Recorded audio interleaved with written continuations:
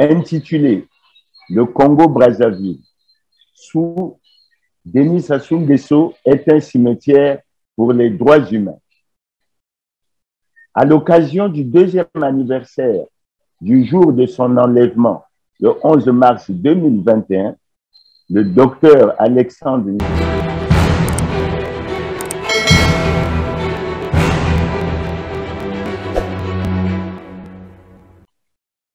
dans une émission réalisée le 11 mars 2023, intitulée Le Congo-Brazzaville, sous Denis Sassou Nguesso est un cimetière pour les droits humains. À l'occasion du 2e anniversaire du jour de son enlèvement, le 11 mars 2021, le docteur Alexandre Pantois, il est inimaginable qu'une administration congolaise puisse fomenter des fausses preuves dans le but d'incriminer des innocents, pour les faire arrêter et les faire condamner sur la base des fausses preuves. C'est vraiment à la fois inacceptable et intolérable. Cela permet de dire une nouvelle fois avec force que le Congo, notre pays, va mal, très mal. On peut alors s'interroger sur les véritables objectifs d'une telle démarche. Une réflexion rapide permet de dire que c'est pour 1. La conservation coûte que coûte du pouvoir. Zabana Ibaka, coordonnateur de la plateforme congolaise des ONG des droits humains et de la démocratie, a fait des révélations troublantes qui méritent d'être analysées très sérieusement. Fort heureusement, en ce qui le concerne lui-même, faute de preuves, son calvaire aura quand même duré 4 mois et 3 jours. Grand 1 rappelle, le 11 mars 2021, le docteur Alexandre Nzabana Ibaka a été enlevé devant chez lui de façon sauvage et brutale par 3 agents de la centrale d'intelligence et de la documentation ex-direction générale de la surveillance du territoire DGST. Cela s'est passé en violation flagrante de l'article 9 de la Constitution, selon lequel la liberté de la personne humaine est inviolable. Nul ne peut être arbitrairement accusé, arrêté ou détenu. De l'article 11 du même texte qui stipule que toute personne arrêtée est informée du motif de son arrestation et de ses droits dans une langue qu'elle comprend. Tout acte de torture, tout traitement cruel, inhumain ou dégradant est interdit. C'est le lendemain, à savoir le 12 mars 2021, que le porte-parole du gouvernement a déclaré sur RFI à ce propos ce qui suit. Il y a des éléments matériels qui relèvent du secret des renseignements qui ont justifié son interpellation et son actuelle audition par des services spécialisés. Il y a une intelligence avec les officiers congolais basés à l'extérieur qui aurait pour objectif la déstabilisation du processus actuel. Comme vous le savez, nous sommes en situation électorale et les institutions de la République. Fin de citation. Fin de citation.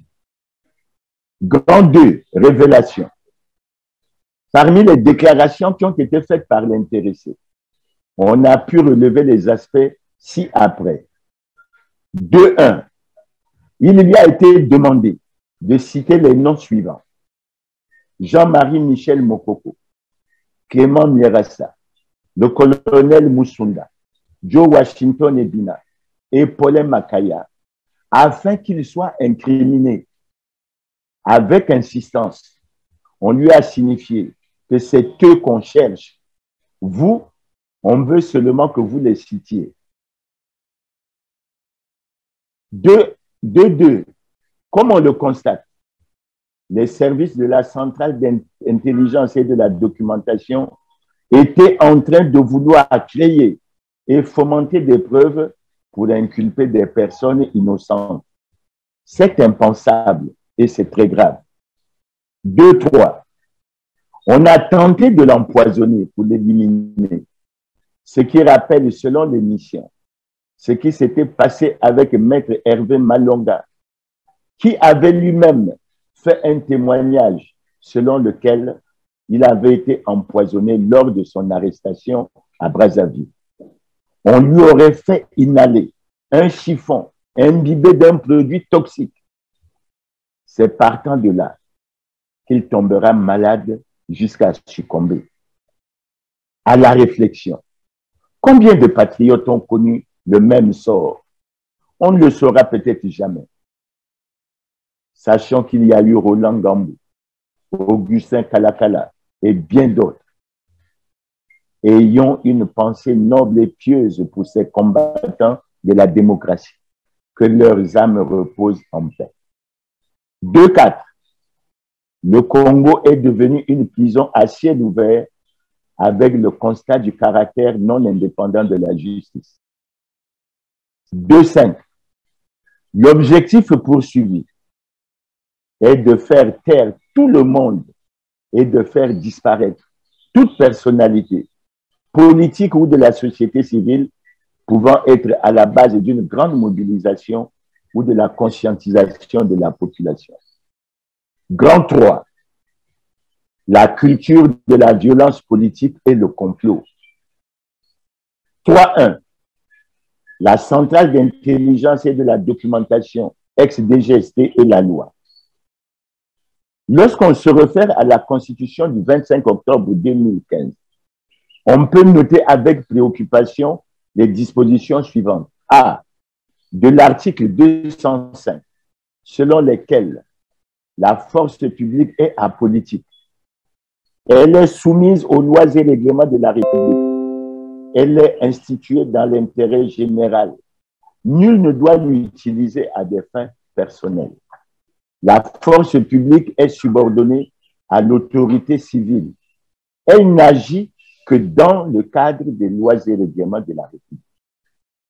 Petit b, de l'article 15 qui stipule que tous les Congolais sont égaux devant la loi et ont droit à la protection de l'État.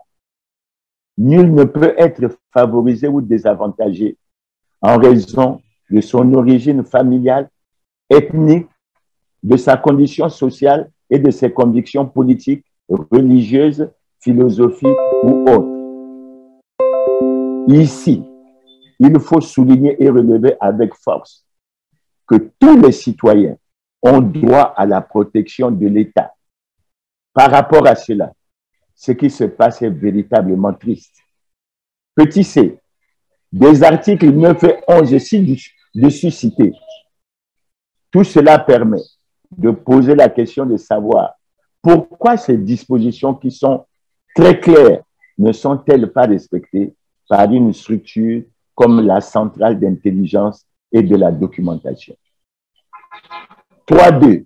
Analyse des faits. On doit être en mesure de comprendre la pratique au niveau de la dite centrale. Si on se réfère à ce qui est dit plus haut, et il faut le redire avec force, il a été demandé à Alex Nzabana Ibaka de citer les noms de Jean-Marie Michel Mokoko, Clément Mierassa, Joe Washington Ebina, Paulin Makaya, Colonel Moussunda, pour les incriminer, pour incriminer des innocents. Ils vont plus loin dans la démarche en signifiant que c'est eux qu'on cherche. Vous, on veut simplement que vous les citiez. Constat difficile à croire et c'est très grave. Pourquoi citer Jean-Marie Michel Mokoko? Tout le monde connaît sa situation difficile. Mais pourquoi encore comploter pour qu'il soit cité dans un scénario monté de toutes pièces? Les Congolais doivent bien cerner ce que l'on cherche à travers cette démarche. On comprend mieux le refus des gouvernants, malgré les nombreuses pressions exercées, à l'instar de l'avis du groupe de travail des Nations Unies sur la détention arbitraire de l'intervention ferme d'Yves Le Drian, ministre français de l'Europe et des Affaires étrangères et de bien d'autres, de le libérer. Les choses sont claires. On veut, à partir d'un montage bien orchestré, l'impliquer faussement et de façon honteuse et mensongère dans une affaire pour justifier son maintien en prison et le refus incompréhensible de le remettre en liberté. C'est tout simplement de la méchanceté et de la cruauté. Heureusement, et il faut s'en féliciter, tout cela est mis à nu. Le cas de Paulin Makaya est tout aussi préoccupant, surtout parce qu'il a été arrêté, jugé et condamné d'une manière qui laisse à réfléchir et amène à se poser les questions. Pourquoi? Pourquoi et pourquoi? Que lui veut-on encore? Probablement sa disparition. C'est vraiment du machiavélisme.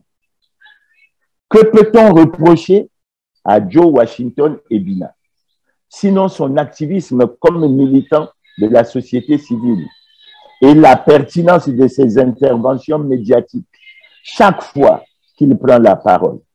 Comment peut-on faire ce genre de montage dans le simple but de causer du tort à des personnes qui ne cherchent qu'à vivre en paix, bien sûr en respectant les lois et règlements de la République? Quant à moi-même, Clément Mirassa, en tant qu'acteur politique, je vais essayer de relever des faits qui montrent que cette pratique remonte à plus de 30 ans. En effet, 1. Le 9 juillet 1990, Clément Mirassa, l'un des initiateurs de la lettre ouverte, qui a été l'un des éléments déclencheurs des faits qui ont conduit à la tenue de la conférence nationale souveraine, est arrêté sous le fallacieux prétexte qu'il était le cerveau penseur d'un coup d'État. La détention durera 36 jours et chacun peut en comprendre aisément les raisons. 2. Le 12 octobre 2012, Clément Mirassa est signataire avec plusieurs autres acteurs politiques d'une lettre ouverte adressée au président de la République en attirant son attention sur le fait que le pays traversait une grave crise multidimensionnelle. Ils ont proposé la tenue dans les meilleurs délais des États généraux de la nation. Cette démarche a été très mal appréciée par les gouvernants et jusqu'aujourd'hui, le Congo n'est pas prêt de sortir de cette situation. 3. L'agression du 4 novembre 2014. Le 4 novembre 2014, les militants et sympathisants du mouvement citoyen pour le respect de l'ordre constitutionnel ont été victimes au domicile de M. Clément Mirassa, le coordonnateur du dit mouvement, d'une agression sauvage, brutale et inattendue des hommes en civil et des agents de la police fortement armés.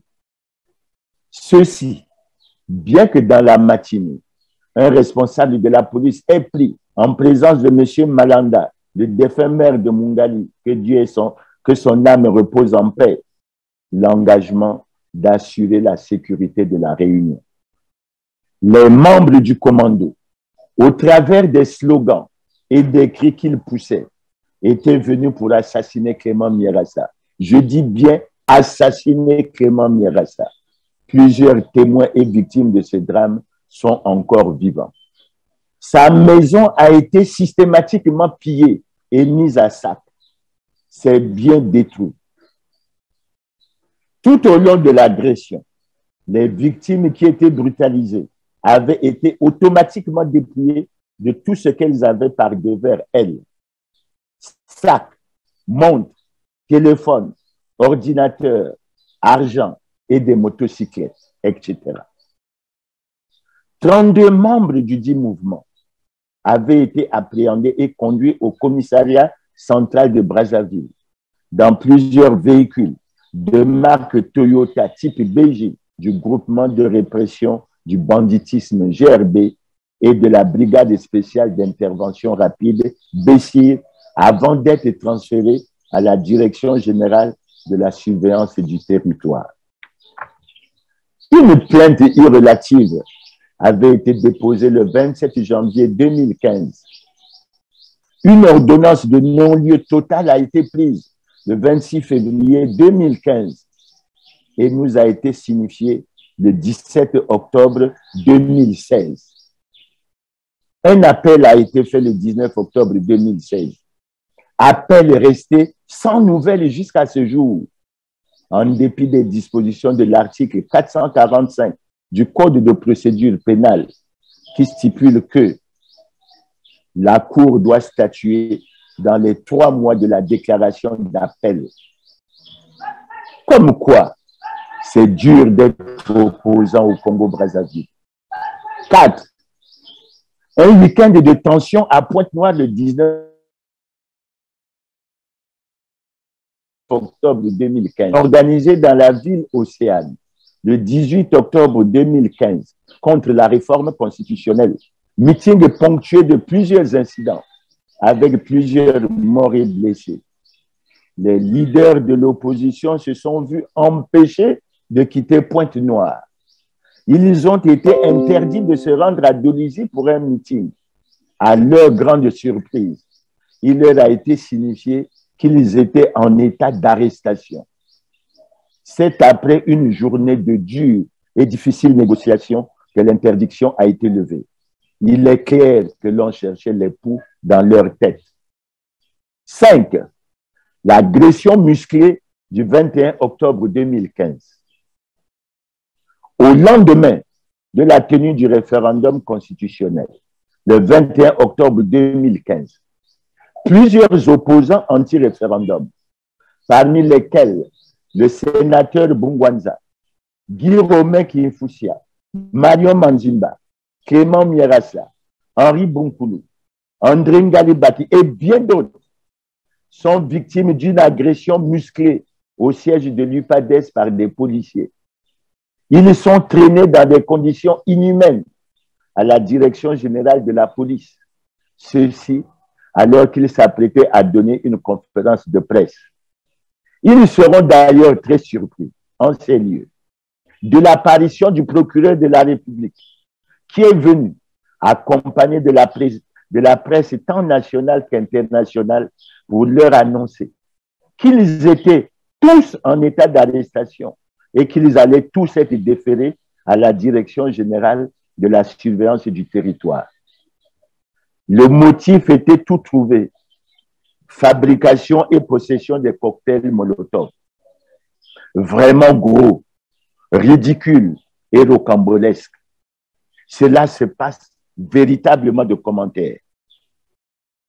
Il reviendra quelques heures après pour se rétracter et annoncer qu'il revenait sur sa décision.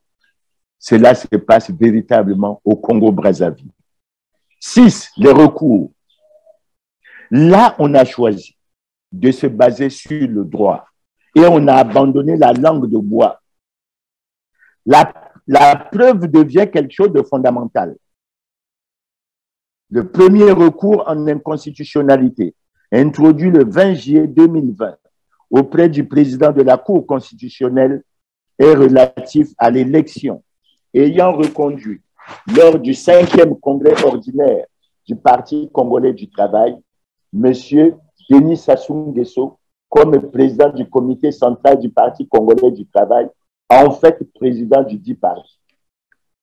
En réponse, par décision numéro 005, bar DCC, bar SVA, bar 20, du 31 juillet 2020, la Cour constitutionnelle s'est déclarée incompétente. Elle a choisi d'en faire une notification au requérant, au président de la République, au président de l'Assemblée nationale, au Premier ministre et chef du gouvernement, au ministre de la Justice, des droits humains et de la promotion des peuples autochtones.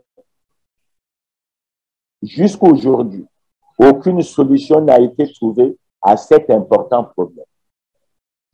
Le deuxième recours en inconstitutionnalité, introduit en janvier 2022, est relatif à l'article 6 de la loi numéro 04/2019 du 7 février 2019 relative à l'obligation de déclaration de patrimoine de tout citoyen élu ou nommé à une autre fonction publique. En réponse à ce recours, la Cour constitutionnelle a publié la décision numéro 002-DCC-SVA-22 du 14 avril 2022 par laquelle elle relève entre autres que l'article 6, alinéa 1er de la loi précitée est contraire à l'article 55, alinéa 1er de la Constitution et ne peut plus par conséquent être mise en application. La déduction immédiate est simple. Depuis 2002, aucun gouvernant, aucun responsable d'une institution, aucun acteur politique, aucun responsable administratif, élu ou nommé à une autre fonction publique n'a déclaré son patrimoine conformément à la loi. Cette démarche de droit qui permet de dire que 1. Le président de la République est dans une situation délicate d'incompatibilité constitutionnelle. Il est président du Parti congolais du travail en violation flagrante de l'alinéa 2 de l'article 80 de la Constitution du 25 octobre 2015 qui stipule clairement que le mandat du président de la République est également incompatible avec toute responsabilité au sein d'un parti politique. 2. Le président de la République n'a jamais déclaré depuis 2002 son patrimoine, violant ainsi les dispositions de l'article 55 de la loi fondamentale, selon lesquelles tout citoyen élu ou nommé à une autre fonction publique est tenu de déclarer son patrimoine lors de sa prise de fonction et à la cessation de celle-ci, conformément à la loi. Ceci illustre bien que le président de la République ne respecte pas le serment qu'il a prêté, conformément à l'article 77 de la Constitution, de respecter et de faire respecter la Constitution. 3. Le président du Sénat, le président de l'Assemblée nationale, le Premier ministre et chef du gouvernement, les responsables de toutes les institutions de la République et plusieurs autres personnalités ne sont pas en conformité avec la loi. 4. Le Parti congolais du travail n'est pas en conformité avec la loi. C'est dans l'illégalité totale qu'il prend part aux différents scrutins organisés dans le pays. Ce sont en réalité des passages en force. Le gouvernement doit se préoccuper de cette situation qui est d'ailleurs devenue très embarrassante pour lui. Le dire n'est pas un manque de respect ou de considération. C'est une triste réalité, mais c'est la vérité. D'autant que d'après l'article 50 de la Constitution du 25 octobre 2015, tout citoyen a le devoir de se conformer à la Constitution, aux lois et règlements de la République et de s'acquitter de ses obligations envers l'État et la société. Toujours à ce propos, l'article 15, quant à lui, dispose que tous les citoyens sont égaux devant la loi et ont droit à la protection de l'État. Nul ne peut être favorisé ou désavantagé en raison de son origine familiale, ethnique, de sa condition sociale, de ses convictions politiques, religieuses, philosophiques ou autres. Par ailleurs, il est bon d'indiquer ce que les juristes, les hommes de droit aiment à faire, un constat malheureux. Dans le contexte de violence politique entretenue au Congo, on ne peut que dénoncer et condamner un système qui se caractérise par un acharnement sur les opposants, les vrais opposants. Par contre, on laisse libre, sans être inquiété, les principaux responsables des scandaleux crimes économiques et financiers qui ont plongé le pays dans la catastrophe actuelle. 8. Une attitude constructive. Soucieux de la situation de la grave crise multidimensionnelle que traverse le pays depuis plus de 10 ans et préoccupé par la souffrance des Congolais, Clément Mierassa n'a de cesse de faire parvenir aux gouvernants sa contribution pour apporter des solutions concrètes aux problèmes connus. L'un des aspects sur lesquels il s'est appesanti est celui de la recherche des pistes de travail pour renflouer les caisses de l'État. C'est dans ce cadre qu'il a proposé la réduction de train de vie de l'État par la réduction des effectifs et des conditions de rémunération des membres du gouvernement et des autres institutions de la République, la lutte contre la corruption, l'application des lois et règlements de la République en général et de la loi sur la déclaration du patrimoine en particulier. La lettre ouverte. Le 21 septembre 2022, la Fédération de l'opposition congolaise que préside M. Clément Mierassa a adressé une lettre ouverte à M. Denis Sassou Nguesso, président de la République du Congo. Malheureusement, le constat fait est que tout ceci n'est pas du tout bien apprécié par les gouvernants. Le langage de la vérité dérange et justifie en partie les démarches entreprises pour fomenter des preuves et l'incriminer afin de le réduire au silence, sinon de faire disparaître comme maître Malonga. 4. Grand 4. Le paradoxe congolais. Dans le cas du Congo, il est difficile de s'entendre dire qu'une structure de l'État, comme la centrale d'intelligence et de la documentation, fomente des preuves pour incriminer des innocents. Cette pratique qui dure depuis des années a déjà fait du tort à des milliers de Congolais. Et pourtant, la centrale d'intelligence et de la documentation, si elle est neutre, a un rôle important à jouer dans la recherche des solutions de sortie de crise en général et de la crise économique et financière ainsi que de la crise sociale. En effet, qu'a-t-elle fait depuis que le chef de l'État a déclaré dans son discours d'investiture en août 2009 que « Je ne surprends personne en affirmant qu'en dépit de nos efforts multiples, notre pays n'est pas hélas exempt de corruption, de fraude, de détournement de deniers publics et d'autres actes, tout autant répréhensibles que néfastes à l'accomplissement du bonheur collectif. » Ici, ce sont les gouvernants qui sont interpellés. Fin de citation. La centrale d'intelligence et de la documentation n'a-t-elle pas un rôle à jouer là? Que fait la centrale d'intelligence et de la documentation pour aider les Congolais à faire la lumière sur les excédents budgétaires estimés à près de 14 000 milliards de francs CFA par certains analystes, mais surtout, après l'engagement pris par le chef de l'État en 2006 de faire réaliser un audit annuel du compte de stabilisation. Depuis, aucun audit n'a été réalisé. Ne sait-elle pas? Si c'est le cas, l'information lui est bien donnée là. Comment réagit la centrale d'intelligence et de la documentation lorsque le directeur général de la Caisse des retraites et des fonctionnaires, CREF, déclare qu'une somme de 9 milliards représentant les pensions des mois de novembre et décembre 2016 avait été virée dans un compte LCB de cette structure et que l'argent a disparu? Le dossier n'est toujours pas examiné au niveau de la justice. Et pour cause. Quel rôle doit jouer la centrale d'intelligence et de la documentation lorsqu'un député déclare en pleine session de l'Assemblée nationale que l'argent a été débloqué pour une route imaginaire de 137 km? Que dit la centrale d'intelligence et de documentation sur l'affaire des valises d'argent de l'ancien président de l'Assemblée nationale du Gabon, qui contenait 1,190 milliard de francs CFA?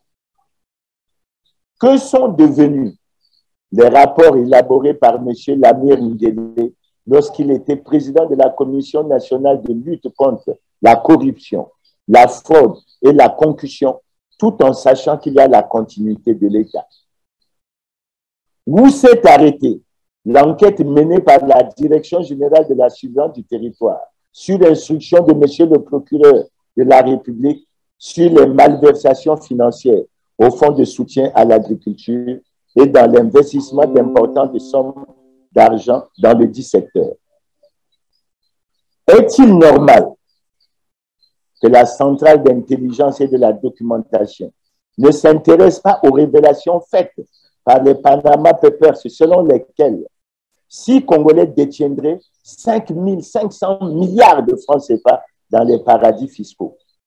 Le plus riche d'entre eux possède 2 153 milliards, alors que la fortune de la reine Elisabeth, après 70 ans de règne, a été évaluée à 271 milliards de francs CFA.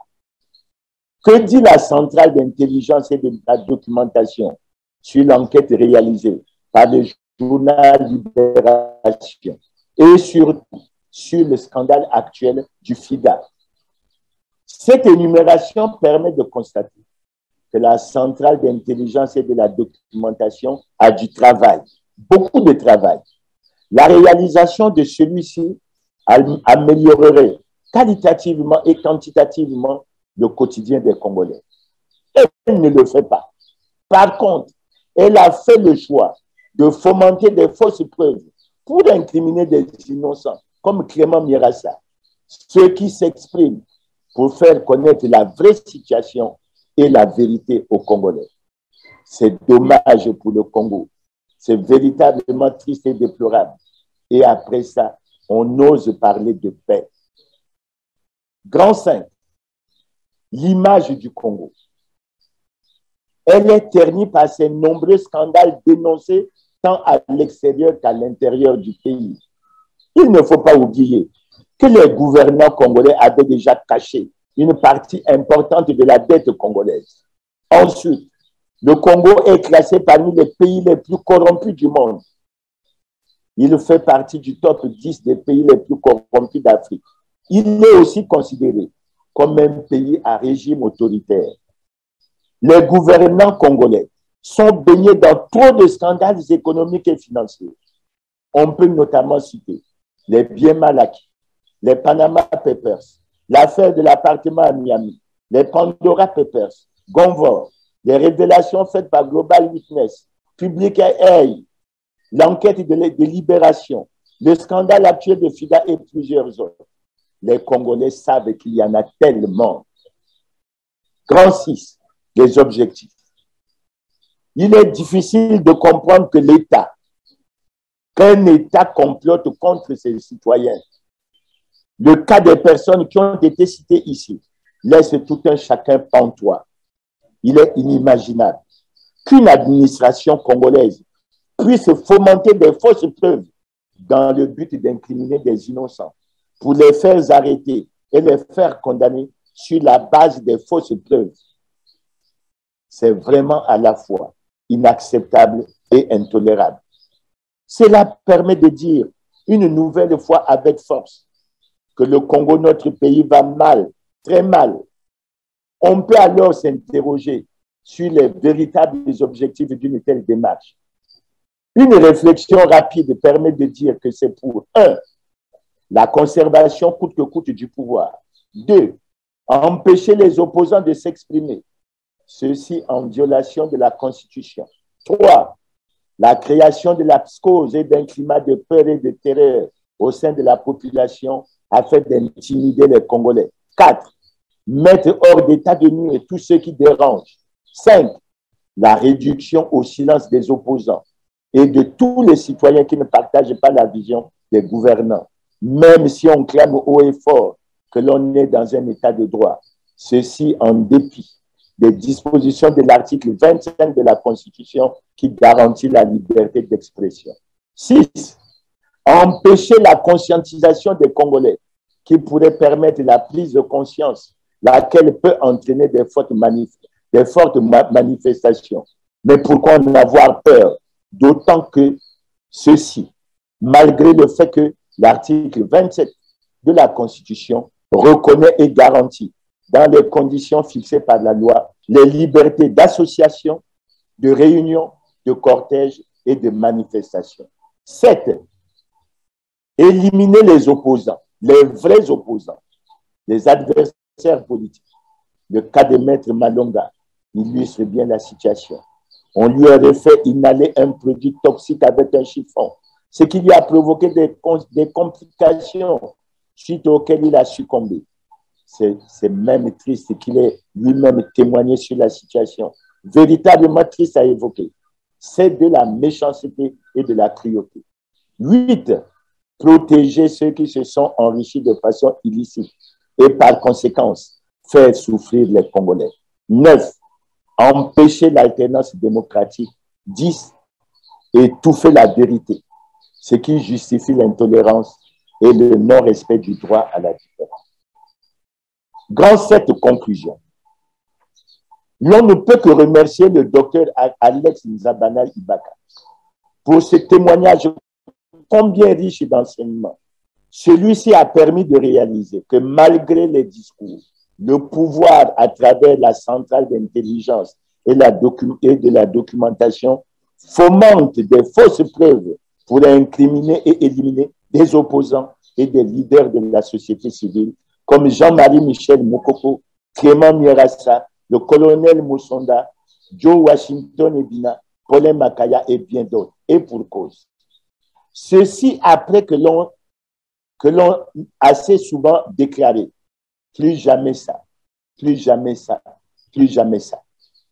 On ne peut que se réjouir de ce que l'opinion nationale et internationale soit informée de ces pratiques avilissantes qui ne font que ternir l'image du Congo. Au regard de tout ce qui précède, on ne peut que 1. Constater que le langage de la vérité dérange les gouvernants. 2. Dénoncer et condamner les déclarations mensongères du porte-parole du gouvernement selon lesquelles le pouvoir détenait des preuves irréfutables concernant l'enlèvement du docteur Alex Nzabana Ibaka. 3. Exiger du gouvernement l'arrêt des pratiques rétrogrades d'un autre âge qui consiste à fabriquer et à fomenter des fausses preuves pour incriminer des innocents, des adversaires politiques, des opposants, pour les faire juger et les condamner afin de les réduire au silence, sinon de les faire disparaître à l'image de Maître Ambroise Hervé Malonga. 4. Demander avec force à la centrale d'intelligence et de la documentation de respecter les lois et règlements de la République en général et la Constitution en particulier. Surtout, d'abandonner ces méthodes qui consistent à vouloir incriminer des innocents au lieu de prendre sérieusement en charge les nombreux dossiers sur les scandaleux crimes économiques et financiers. Cela améliorera qualitativement et quantitativement le quotidien des Congolais. 5. Inviter le gouvernement et le Parlement à tout mettre en œuvre pour faire la lumière sur cette préoccupante situation. 6. Interpeller la communauté internationale pour qu'elle suive de près tout ce qui se passe au Congo-Brazzaville. Aujourd'hui, les Congolais sont bien informés. Ils doivent comprendre que le silence n'est pas la solution. Une véritable prise de conscience s'impose. Les gouvernants doivent comprendre qu'ils sont mis à nu et ils doivent abandonner ces pratiques d'un autre âge. Ce n'est pas en agissant ainsi que l'on réglera les problèmes du Congo. La solution n'est pas dans la réduction au silence et dans l'élimination des adversaires politiques et des vrais opposants. Il faut le dire une nouvelle fois. Il faut aller à la décrispation et à l'apaisement du climat politique par la libération des prisonniers politiques, le retour au pays de tous les exilés et l'organisation dans les meilleurs délais d'un dialogue national inclusif ouvert à tous. Fait à Brazzaville le 17 mars 2023, Clément Mierassa, président du Parti social-démocrate congolais, président de la Fédération de l'opposition congolaise. Je vous remercie.